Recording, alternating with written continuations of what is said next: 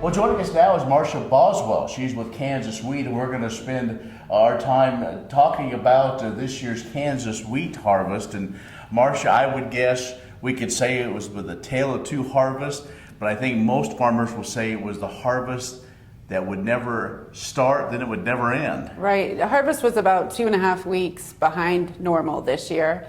But a lot of times when harvest is delayed because of rain, it does affect quality. And this year, it just wasn't mature until about 2.5 weeks later than normal. So we still had some great quality wheat out there. Let's maybe give the overall picture, the highlights. We just heard a lot of reports of farmers saying once they got in the field, one of the best crops they've ever had. Yeah, and it was almost two different crops from central Kansas to western Kansas.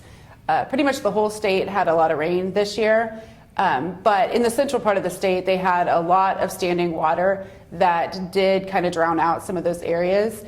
And so in the central part of the state, they had some great wheat minus those mud holes. In the western third of the state, they didn't have those mud holes, and so they just had really excellent yields in that part of the state. It seemed like we got started really early, kind of in the southeast, kind of normal almost, and then the rains came, and then everything kind of stopped.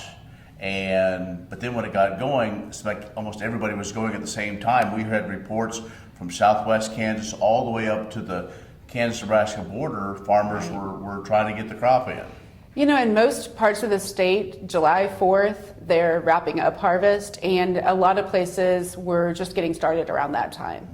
That was us. I think we celebrated the 4th of July. Normally we celebrate being done, but we got started in fact after, right there along the state line. So quite something. Early indications are as far as quality. Once we kind of got the facts and figures, did it bode with what farmers saw in the field? So test weights were excellent, over 60 pounds per bushel. Protein was a little bit lower than normal, which is a lot of times when we see some of those high yields, protein is going to be a little bit lower. But what we've seen from reports from like Plains Grains Inc. is that protein is not as low as maybe we thought originally it would be, like in that 10.5 to 11 range. And there are pockets where it's 13.